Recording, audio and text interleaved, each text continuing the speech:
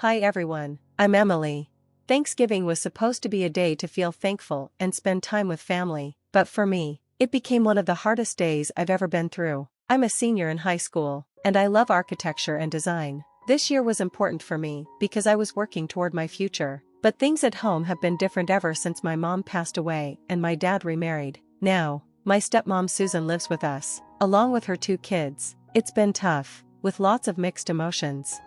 My dad tries to keep the peace, which makes it hard for me to talk to him about anything related to Susan. She always finds a way to make everything about her and her kids, and I often feel left out, like I don't belong in my own home. As Thanksgiving got closer, the house was busy with preparations. We were expecting a lot of people, extended family, my dad's close friends, and even some of Susan's friends. Even though I was nervous, I was excited about one thing: my college acceptance letter. I had gotten into one of the best architecture schools in the country, and I planned to surprise everyone by announcing it during dinner. The house smelled amazing, with roasted turkey and pies baking. Everyone gathered around the dining table, chatting and laughing, and for a moment, I felt a little less anxious. I looked around at my cousins talking, my dad telling jokes, and Susan acting like the perfect hostess. When dessert came out, I knew it was my chance. My heart was racing, but I stood up and tapped my glass to get everyone's attention. I have some great news, I said, trying to stay calm. I've been accepted into the architecture program at. But before I could finish, Susan interrupted me. She spoke in a light tone, but her words were hurtful. Oh, Emily, always dreaming. Let's focus on what really matters, okay?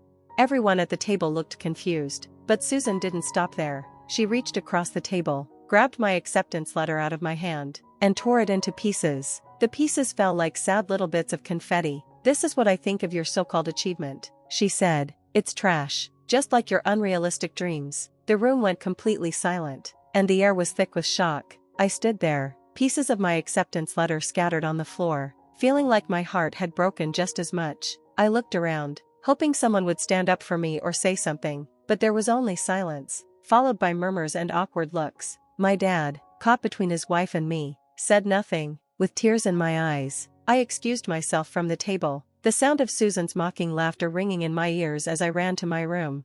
That night, I realized how truly alone I felt in that house. I came to understand the painful truth that family isn't just about being related by blood, it's about the love and support they choose to give or withhold. This Thanksgiving, I didn't feel grateful. Instead, I was filled with a determination to prove Susan wrong and to reclaim my dreams, no matter what it took.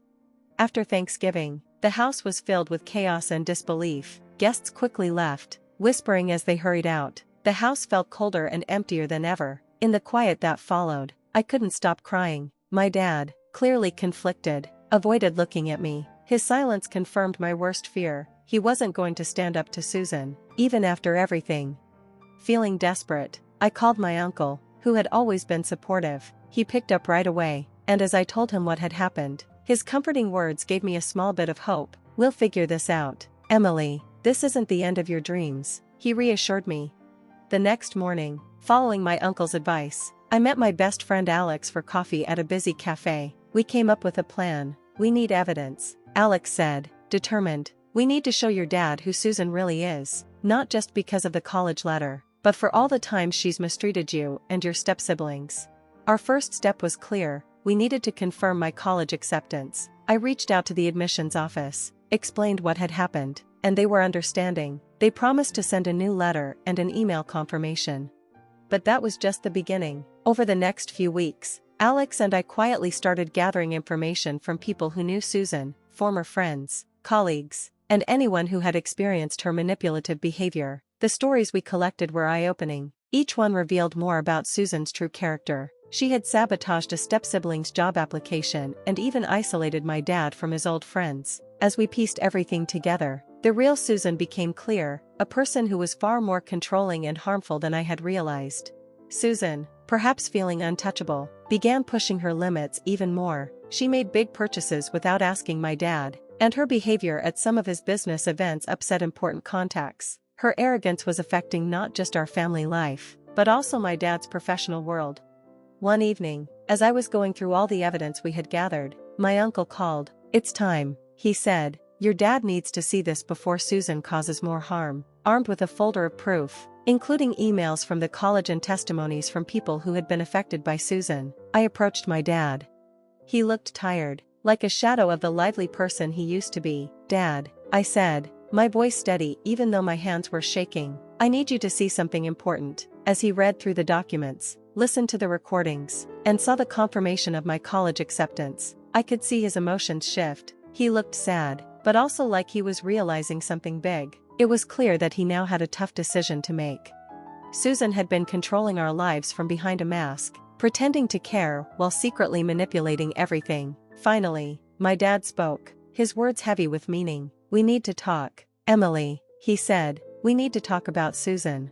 The plan was set for a Sunday afternoon. We made it seem like a casual family gathering, but it had a serious purpose. This was the day I intended to reveal the truth about Susan, not just to my dad, but to everyone who needed to know. We invited a few key people, those who had dealt with Susan and had their own stories to share. My uncle helped organize everything, making sure everyone understood how important this day would be. It was time to bring the truth to light.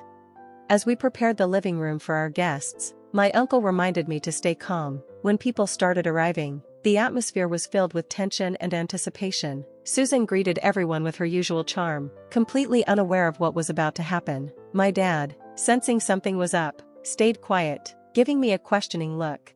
Once everyone was seated, I stood up. My hands were shaking slightly, but my voice was strong. "Thank you all for coming today," I began. "I know this seems like a regular gathering, but it's important. It's about my future, and the future of our family." I glanced at my dad, who nodded for me to continue. "This isn't easy, but it's necessary. Many of you have had experiences with Susan that were less than positive, and today we are bringing those to light, not out of spite, but to find the truth."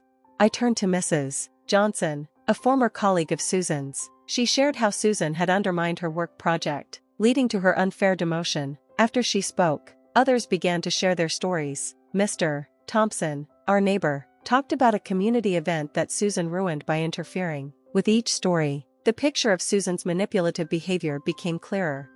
Susan's face grew pale, and her usual calm demeanor began to slip as more people spoke. My dad's expression darkened with each new revelation, as he started to piece together the truth he had been avoiding. When it was my turn, I held up my shredded college acceptance letter, now taped back together, a symbol of what Susan had done.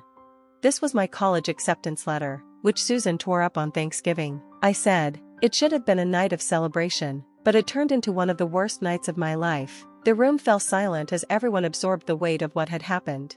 My dad, who had been quietly listening the entire time, finally stood up. His usual indecision was gone, replaced with determination. "I can't ignore this any longer," he said, his voice filled with emotion. "Susan, these actions cannot be part of this family." Susan tried to defend herself, making excuses and denying everything, but the evidence was too strong. Her true nature had been revealed, and there was no way for her to hide anymore. As the gathering came to an end and the guests began to leave, my dad stopped me at the door. "I'm sorry, Emily," he said, his eyes filled with regret. "I should have seen this sooner. We'll fix this. We'll make things right." That day marked a turning point. It was the beginning of the end of Susan's control over our lives and the start of a new chapter, one led by truth and integrity. After that day, the fallout for Susan was fast and severe. Word of her actions spread quickly through the community, and her carefully built image fell apart. Friends and acquaintances distanced themselves from her, not wanting to be associated with her manipulative behavior. Even her social media profiles became ghost towns, reflecting how isolated she had become in real life.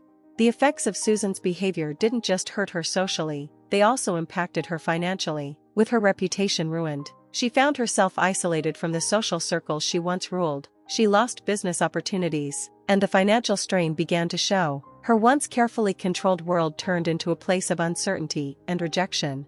Meanwhile, with my dad's support, I was able to focus on my future. He helped me reapply to the architecture school, and this time I not only got accepted but also received a scholarship. The pride in his eyes as he handed me the acceptance letter made my heart swell. It was a moment of redemption and a new bond between us. When I moved to campus early, I fully immersed myself in my studies. The college environment was so different from the suffocating atmosphere back home. Here, I wasn't just the girl from a troubled family, I was Emily, the aspiring architect. I thrived in my classes, with my designs praised for their creativity and attention to the environment. The freedom to express myself and be appreciated for my talent was amazing. Back home, my dad decided to file for divorce from Susan. It wasn't easy, but it was necessary for our family to heal. He shared updates with me during our weekly calls, and each conversation felt like a step toward healing the emotional wounds Susan had left behind. A key moment of my new beginning came one sunny afternoon at a cafe near campus. I was surrounded by new friends, chatting with my dad and uncle over video call. I opened another letter from my college, this time inviting me to an exclusive architectural workshop in Europe because of my potential and achievements. As I read the letter aloud, my friends cheered, and my dad and uncle proudly congratulated me. It was a moment of pure joy, showing just how far I had come. My journey, from betrayal to success, was not just about achieving academic or personal victories. It was about taking back control of my life and my identity, which Susan had tried to twist and ruin. This chapter of my life closed with the promise of new adventures, learning, and growth, all built on a foundation of truth, resilience, and the unwavering support of those who truly cared about me. As the sun set over the cafe that day, I realized that the best way to overcome everything wasn't just to survive, it was to thrive. I had proven that no one could stop me from reaching my dreams. That's the end of my story, and I've triumphed over the challenges that were thrown at me. Now, here's a question for you. Do you believe it's always possible to turn personal betrayal into a stepping stone to success? Or are some wounds too deep to heal from? Share your thoughts and experiences in the comments below. If you enjoyed this journey of resilience and redemption, don't forget to like this video and subscribe for more inspiring stories. Your support helps us keep sharing these kinds of narratives. Thank you for watching, and we look forward to seeing your responses.